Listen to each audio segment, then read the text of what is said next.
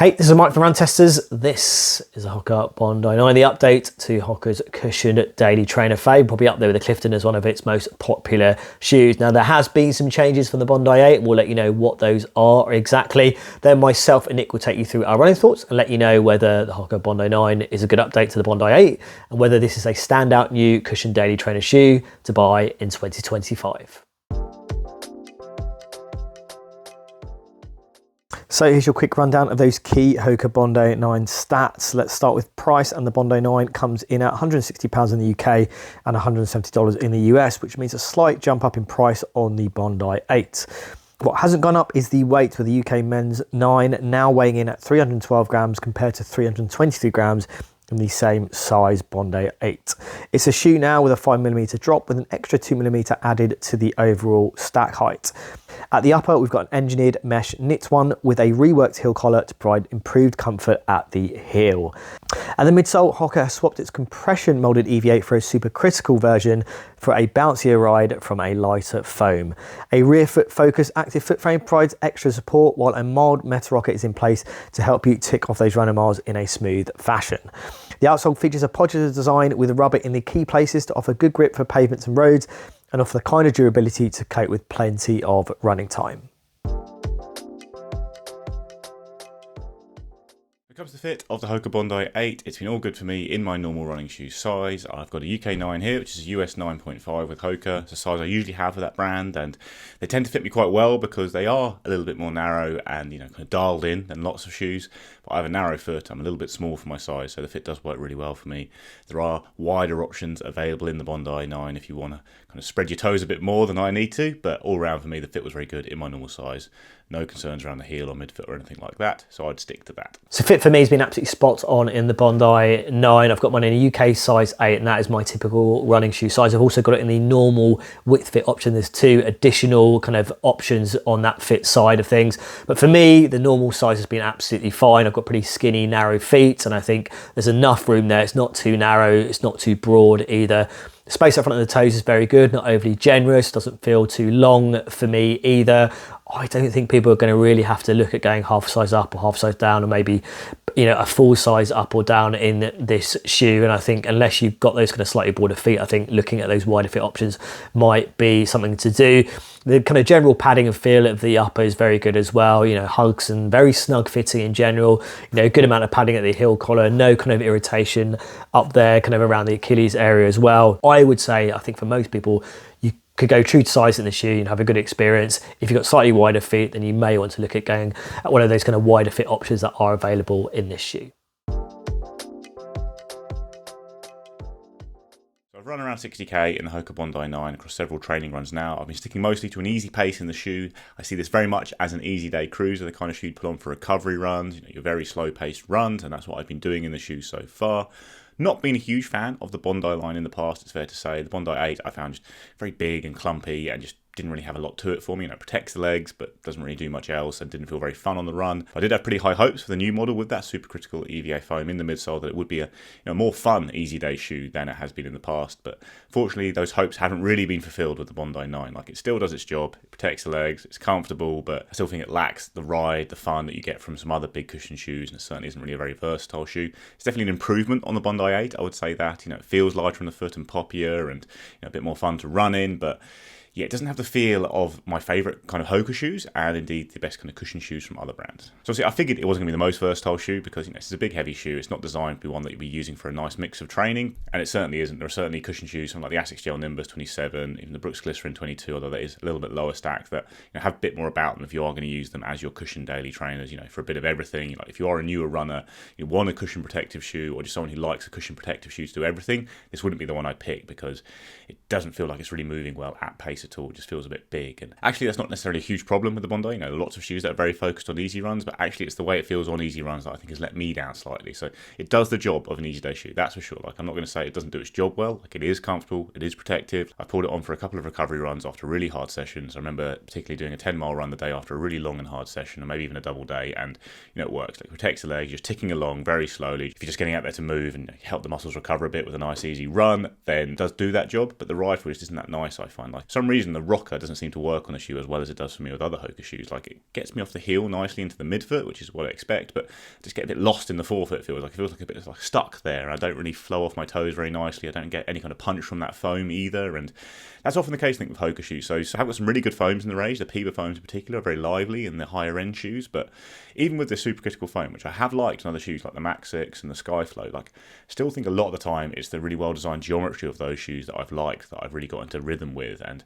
not necessarily the foam that's doing all the work there. It's, the rocker, the way it kind of lifts off the toes a little bit. So even though this foam's an improvement on the original Bondi, actually I preferred the ride of the new Hoka Clifton 10, even though that's got the old compression molded EVA foam, just because I found it a bit smoother and easier to get into rhythm with. And that's the problem with the Bondi 9. I never really feel like, even on an easy run where I just don't want to be thinking about my shoes, I just want to tick along in a nice rhythm, don't really get that from the shoe. I think it just feels still a bit big and kind of clunky moving through that forefoot. So although it's been like a valuable tool at times during marathon training, protecting the legs on those easy runs, the days after hard workouts, there are lots of shoes that do that. I think they just do that in a slightly more enjoyable way. So I've done 50k in the Bondi 9 now. When I look back at my time in the Bondi 8, which has been out for a couple of years now, was it the most memorable shoe to run in? I think the thing that really stood out for me was pretty heavy.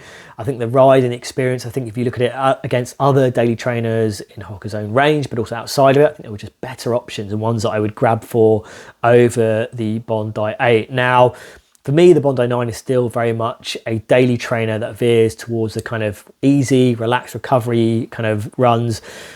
Potentially has some scope to work for more moderate pace runs now that there's a drop in weight, but I think if you're looking for a shoe that can handle faster runs, that's not really what this shoe is about. I think, you look at the positives here, and I think the drop in weight, and I think it's a significant drop in weight to make it a shoe that I felt I've enjoyed to be out more in. I think it is a shoe that you're going to want to spend more time in, given that it doesn't feel as cumbersome and clunky to running compared to the Bondi 8. You look at that kind of midsole makeup and the change, I think, kind of Hoka categorizes this shoe as a plush shoe. I don't think it's the plushest shoe in its range. I think you look at something, or look at it against something like the Skyward X, which is a max cushion shoe, but I definitely feel that is a softer feeling shoe to me. When you look at the cushioning technology that's used in other Hoka shoes, I think, you look at the Max series, that has a kind of more responsive edge to it, but can also be used for kind of more relaxed runs. I don't think you have the same scope here, and I don't think it's executed in the same way in the Bondi 9. That definitely is a comfortable shoe in, and when I've been out in a shoe, it has felt very comfortable. I've always felt well protected in this shoe. You've got that kind of mellow meta rocker in here, which, I always wish it was a little bit more pronounced. I think it would make it a nicer experience to run in this shoe. It's not a hugely bouncy shoe either. I was hoping for a little bit more on that front, but that's not really what I've seen in my time in this shoe. But I think when I've stuck to those kind of easy recovery paces, it felt absolutely fine. I felt well protected. I felt very comfortable. I felt very stable. When I've tried to kind of up things in that kind of pace department, it just felt like, it's not where this shoe is wanted to kind of live in those kind of running paces. Look at the outsole. I mean, it's, there's plenty of rubber here. I've been using it in kind of dry roads and pavements. I've done some kind of rainier runs in it as well. It's handled, absolutely fine on that front. I'd have no qualms in spending a lot of my running time in this shoe. I think it's going to have a long life. I think, you're going to get a good level of durability out of this shoe. And I think you probably could run some lighter trails in this shoe and you'd have no problems doing that. So for me, from an outside point of view, it all looks very good. So yeah, I think, the Bondi 9 has been a solid experience for me. Has it been a massively improved experience on the Bondi 8? I think in a couple of areas it has been better. I think, the lighter weight is definitely a plus. I think the midsole still has, all those qualities of a Bondi shoe, comfortable, protective, and very resilient, and going to create a kind of smooth kind of ride. But I think I was probably looking for a little bit more from this shoe, given that what Hoka's done with other daily trainers in its range, and maybe hoping to see a little bit more from the Bondi 9. So yeah, solid experience overall. Is it the best cushion daily trainer shoe? Is it the best daily trainer shoe in Hoka's range? I'll get into that in my verdict. On Hoka Bondi 9 is it's a shoe that is built for a purpose, which is to protect the legs and easy runs, recovery runs, and it does that purpose. But It's not really one that I'd be picking out still, because there are lots of shoes that kind of do that role, and I think you can get a bit more out of other shoes. I think it's my least favourite of the Hoka cushion shoes, for example. I think the Skyflow is a bit stiffer, but it's still comfortable and has a bit more versatility. I think it ticks over a bit more naturally for me at easy paces as well. And the Hoka Clifton 10, it's got a slightly higher drop, it's got the older foam, but it's a bit cheaper, and actually I think its performance is similar to the Bondi. In fact, maybe slightly better. I think it's a little bit more versatile, and I enjoyed running it more at easy paces as well. And then it stands up fine against a lot of this big max cushion shoe market that's out there these days, but there are certainly shoes that I prefer in this area. Things like the Saucony Hurricane 24, it's similar actually. Like, it's a big shoe. It's just designed for one purpose, those easy runs, but the ride is just better for me in the Hurricane 24. I find it more natural, get a little bit more pop off the toes. I find I can forget about it when I'm cruising along at easy runs, and then it gives me a little bit more back if I do try and do anything other than easy runs in it. Built very similar to the Bondi 9 all round, but I just think it's a little bit better overall. Asics Gel Nimbus 27 is a slightly stiffer shoe, slightly slappier shoe, less rockered, but actually I think the transition's a bit better on that shoe for me. The Balance 1080 V14 is softer, more fun, feels a lot more nimble, and is still very cushioned.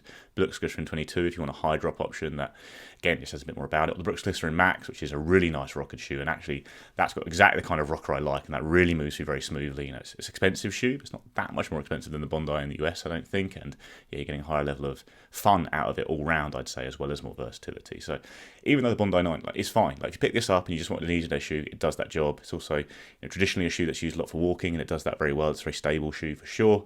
But yeah, no, when the Bondi almost set the tone for all of these shoes, I think it's fair to say, like, a lot of brands are mimicking the style of Hoka that was set in place by shoes like the Bondi. But now actually I think doing it slightly better than the Bondi does itself, and actually Hoka has shoes that do that a little bit better in its lineup as well. So the Bondi 9's out there, it works fine, it'll do the job it's kind of intended for, but I wouldn't be picking it out myself in that sea of other shoes from both Hoka and other brands. So my verdict on the Hoka Bondi 9 is that from an upgrade point of view from the Bondi 8, I do think Bondi fans are going to like the changes and the improvements. I think particularly the lighter design, and I think the midsole changes doesn't really take away from the fact that it's going to be a shoe that's going to work for the same types of runs. It's going to be a shoe that's going to be very nice to kind of walk around in as well. I think in terms of being a standout kind of daily trainer, cushion daily trainer in Hoka's own range, I think there are better shoes, or shoes that I would grab over the Bondi 9. I think I look at the Hoka Max series, which I think for me has a little bit more versatility about it. I think the weight is a little bit nicer. Maybe the fit isn't, as padded and, supportive as the Bondi 9, but I think for me that works very well as a daily trainer that can handle a mixture of runs. I think from a super plush, comfortable, lively, enjoyable point of view, there is the Skyward X as well, which is more expensive, but I think can handle similar types of runs as the Bondi 9, and while that is a heavier shoe, I don't think it, feels like a heavy shoe to run in. So I think that would be one I would look at in Hoka's own range. So we're looking outside of Hoka's range. I think there's plenty of good daily trainers that sit in the same category as the Bondi 9. I think you've got things like the New Balance 1080 V14. From an Asics point of view, you've got things like the Nova Blast 5, you've got the Gel Nimbus 27. I think if you look from a Brooks point of view, you've got the Go 16, the Glycerin Max. And I think all of those shoes, I think, have qualities that I think, those would be shoes that I would grab for first for the same types of runs as the Bondi 9 is really kind of designed for. The Bondi 9 sits well with those shoes. It's definitely in good company, but I think in terms of standing out from the other kind of daily trainer options that sit in around the same price in Hoka's range, but outside of Hoka's range, I just think it doesn't do quite enough for me to be the shoe that I would stick in my rotation over other shoes that are available. Okay, so there you have it. That is our multi-tester take on the Hoka Bondi 9. Now, if you've got any questions about the shoe that we haven't covered in this video, other shoes you desperately want to see it compared to as well, whether that's in Hoka's own range or outside of its range as well, do let us know. As always, like and subscribe, hit that little bell to find out about latest videos, and yeah, we'll see you in the next Run Testers video.